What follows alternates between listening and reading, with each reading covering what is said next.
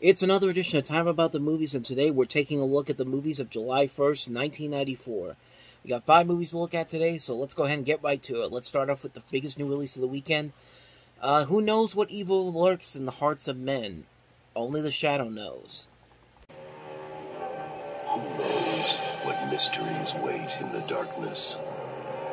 Who knows what power lies beneath the mind? Someone's coming. Who knows what terrors prowl in the underworld? The shadow knows. An ancient evil returns. Oh my God. And the only hope is Lamont Cranston.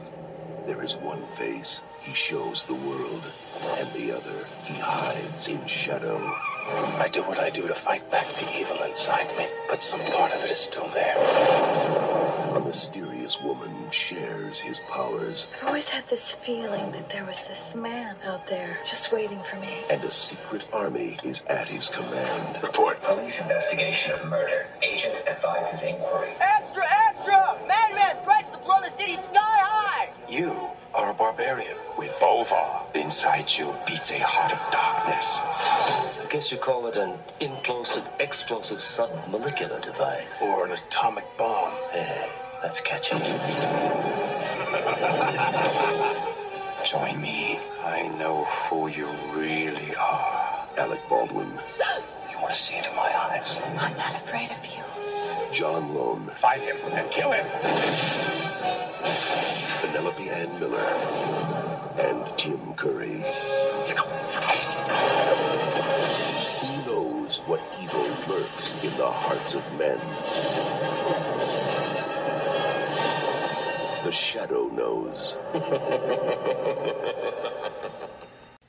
So this is, of course, The Shadow, starring Alec Baldwin as the role of Lamont Cranston, of course, based off of the pulp comic book of the 1930s. And at the time, it was not seen as a big hit. It was a mostly mixed bag. It got mixed reviews, but it was seen as a commercial failure. But it was one of those movies that I remember mostly because of that marketing campaign. And even though I didn't see the movie for a long period after that, it took me about almost 20 years before I actually saw this movie for the first time. And, you know, honestly, after all these years, I actually kind of enjoyed this movie. I think it's a very unique, stylized movie for its time. It's definitely got a lot of flaws to it. It's definitely not one of the best superhero movies that came out at the time. But then again, superhero movies, comic book movies in general, they just weren't as good as they've become today. They didn't have that spark that they had today. But I mean, it's a pretty good movie. I like the visual style of it. I think Alec Baldwin fits this role very well as Lamont Cranston. I like John Lone as the villain in this. You got a great cast. It also includes Penelope Ann Miller, Peter Boyle, Ian McKellen, Jonathan Winters, Tim Curry. Just a great cast overall. Especially considering that this came from the director of Highlander. This is a much better movie than Highlander 2: The Quickening was. And honestly, it's up there with probably his best movies. I mean, this is a really solid film that is an enjoyable ride. It's an enjoyable summer popcorn flick, and I think if you go into it like that, don't go in there expecting like a masterpiece or something like on the levels of something like The Dark Knight or The Batman or anything like the best superhero movies out there. If you go into it with a note that it is essentially a modern film noir based off of a pulp comic from the 30s, you go in there and you actually get what you get in here. It's a very good film, very visually pleasing, a good performance by Alec Baldwin, some good action overall. It's a pretty good film. I think it deserves a lot more attention than I think it is. I mean, it deserves a little bit more praise than I think it got back then. I'm glad to see that it has somewhat of a following that's been established over the years, because it really is a movie that is very well done for the most part. Not a classic by any means, but I really enjoyed the film a lot. So that's The Shadow. Let's move on to the next movie, and that is Jeff Bridges and Tommy Lee Jones in Blown Away.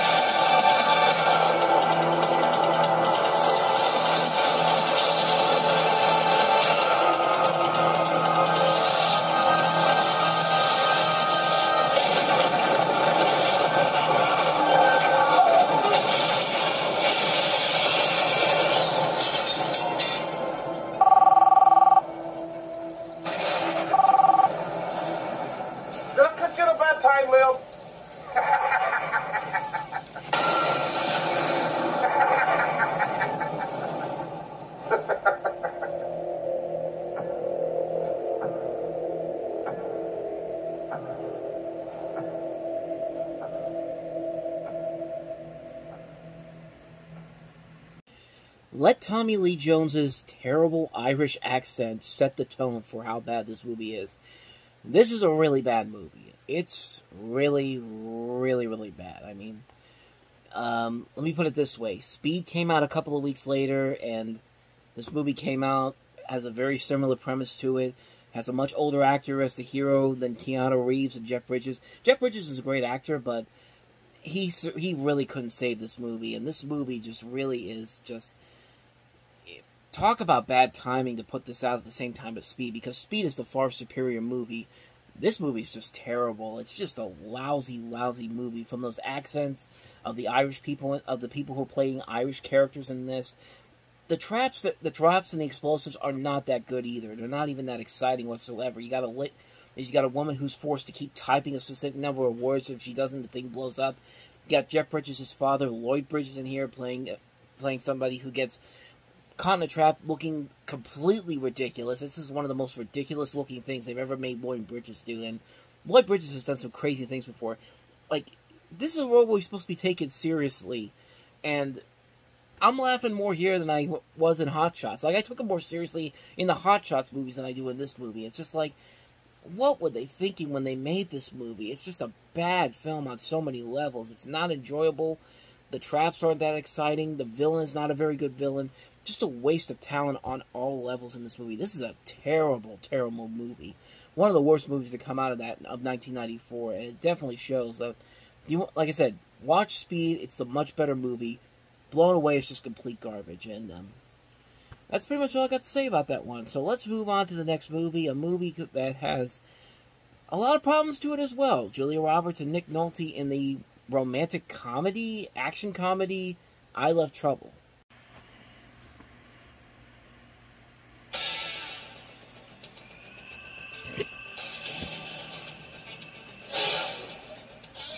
She's a rookie reporter. He's an award-winning newsman. Where you from, Peterson? Look, I realize every couple port in your skirt must go gaga at the great bracket approaching them. You have zero chance of scoring here. Trust me. Move on. I'm sorry, where did you say you're from? Bitchville? Two big city rivals. Delivery for Mr. Brackett. Oh, by the way, I never did thank you for the mud. You're very welcome. I hope you named him after me. I certainly did. Yeah, I've grown real attached to Little Dick. Covering the same big story. The train crashes, the son dies, and the briefcase is stolen. And the closer they get to the truth, The kid who stole it is murdered, but before he dies, he writes the initials LD on his palm. the more they'll need each other to stay alive. Somebody's trying to kill us over a cow hormone? Is that what you think, Brackett? Is that what you think, Peterson? Tell me if you think we're in some kind of trouble here. I think we're in some kind of trouble here. Hang on, Peterson! Julia Roberts, Stay there, I'll shoot. I don't think so. I think you can. Nick Nolte. Put your seatbelt on, Peterson! I Love Trouble, a Nancy Meyers Charles Shire film. Honey, we've been rescued.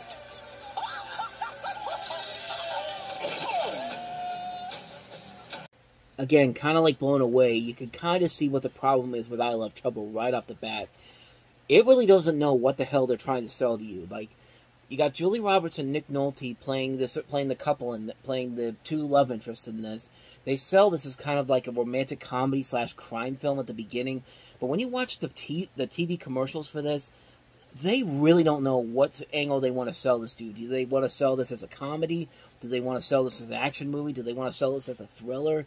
Like, I can't put all of them on here because, of course, YouTube copyright concerns, but when you watch those commercials, you really can't tell what the hell they're trying to sell you, and I think that's part of the problem with the movie. The movie doesn't even know what it wants to sell you on. This is Nancy Meyers and Charles Shire, who had done Father of the Bride. They did Irreconcilable Differences. They did Baby Boom, and they've done these movies in the past, and this just feels like something that's completely out of their jurisdiction, like something like they didn't really know what to do with.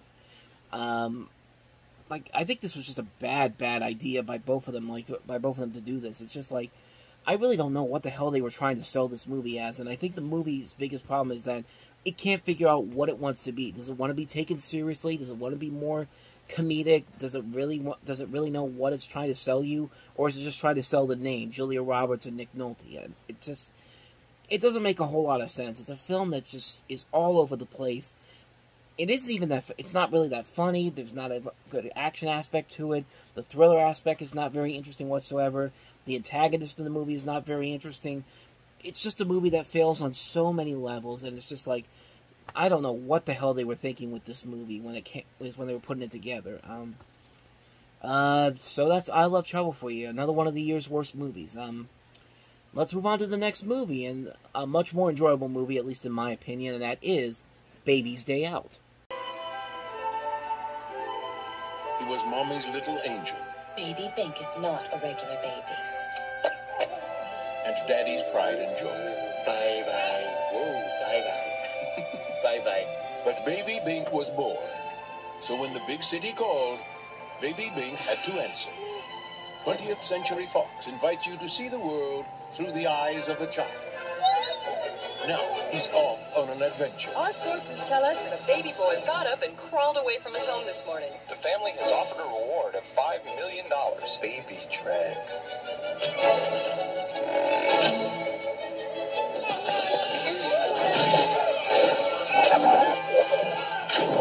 Babies are obviously more dangerous than we thought. I see him. What? He's in the big brown purse.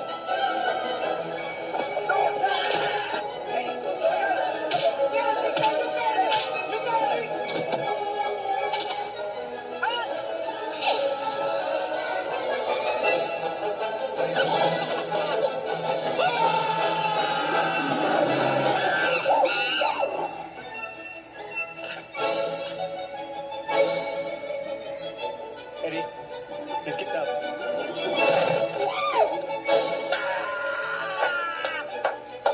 Step on it, Eddie. Baby, starboard side.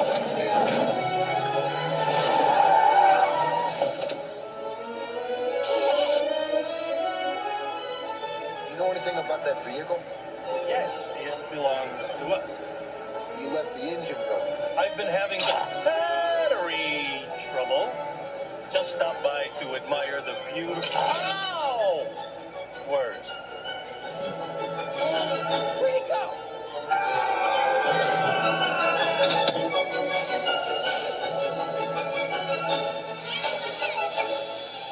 I'll grab him as he goes by. There he is. Baby luck. On the way. What are you doing? Hey, quit fooling around. From John Hughes, the creator of Home Alone. I lived. Baby's Day Out. Directed by Patrick Reed Johnson. You know, sometimes it's okay to enjoy really silly movies and stupid films. And this is one of those exceptions. I remember I used to watch this movie a lot as a kid.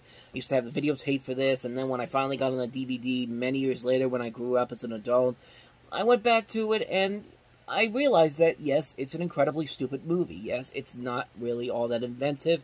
It's not really all that exciting. The trailer pretty much lies to you to make you think that, oh, these guys are actually people who are trying to find this baby. But no, that's not the story whatsoever. These guys are basically criminals a la Home Alone's Harry and Marv, and Baby Bake is pretty much this movie's Kevin McAllister because he keeps getting into these situations where the criminals will actually get into these different traps, and not even traps, just like these unfortunate circumstances. It's like a live-action Looney Tunes cartoon, honestly, and like I said, it's not an intelligent movie whatsoever, but you know what?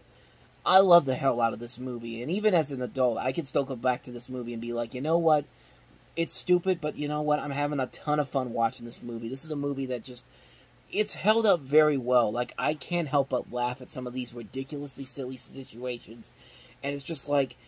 It's hilarious. It's hilarious to watch these situations, to watch these... The elements of comedy that they're throwing here. Like I said, it's like watching a live-action Looney Tunes cartoon in a way. And it's not done the best. It's not done very well. But at the same time...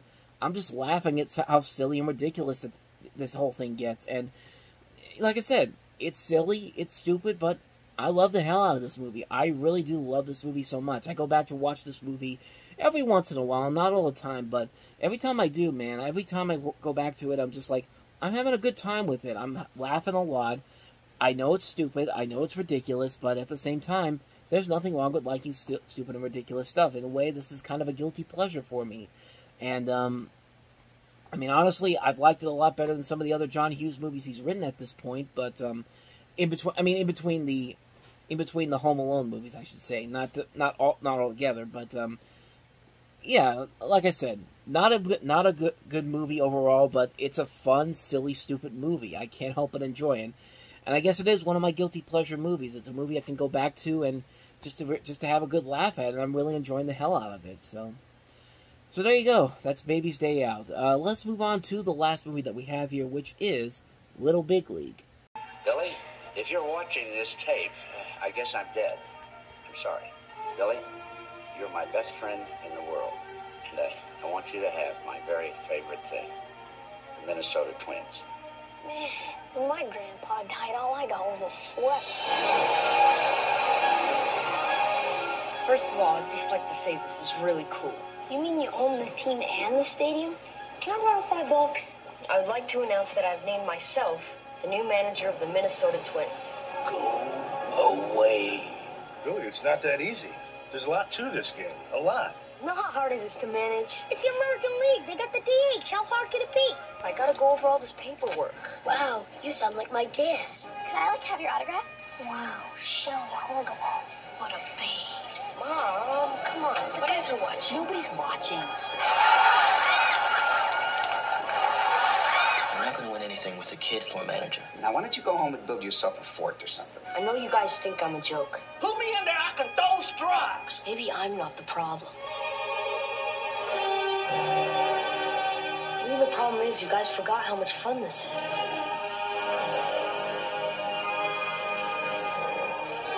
You're major leaguers. Don't you understand? You guys get to play baseball every day. It could be better. Castle Rock Entertainment is proud to present Little Big League. Baseball was made for kids. Just go out and play and have fun. I hate fun. So here you got one of these movies that on paper kind of sounds like a generic family film. Doesn't sound like anything too investing or too exciting, but you know, when you really look at it, as you actually see the film, like I did about 20 years after this movie came out, it was one of those little surprises. It's a movie that kind of takes you by surprise by the story. It doesn't go the typical family film route. There are things about it that are kind of enjoyable, even for somebody that doesn't like baseball all that much. I'm not really a baseball type of person, but I really enjoyed this film. I thought this was a movie that was pretty good. It didn't dumb itself down strictly for children. It felt like a movie that both parents and kids can really get invested in. And it's a pretty entertaining film. It's a film that has a lot more to it than I think a lot of people give it credit for. It knows how to mixes the comedy and the heavier moments enough to where it doesn't feel like it's forcing it on you. The casting overall is very well done. You get some notable names in here, including Tim Busfield from 30-something, John Astin, Kevin Dunn, Jonathan Silverman, Dennis Farina, Jason Robards as the grandfather. Some notable MLB players. Ken Griffey Jr. is in here. Lou Piniella. Who else is here? Randy Johnson. Dave Madigan. Tim Raines. Chris Berman is in here. And it's just an entertaining little film. It doesn't do anything groundbreaking, but it never feels like it's a movie we've seen done over and over. And it doesn't feel like it's pandering down to people. It's a film you can get really invested in. It's a very interesting story. It's a ton of fun to watch. It's a little gem that I found very late on, and I'm glad I kind of found it. It's a movie that I think deserves a lot more attention, and I'd say definitely check it out if you can find it. Little Big League. You might actually be really surprised when you see it. And so on that note, we wrap up another edition of Time About the Movies. Next time we meet, we only have one movie to look at. It's the biggest movie of the year. It's the film that won Best Picture at the Oscars that year.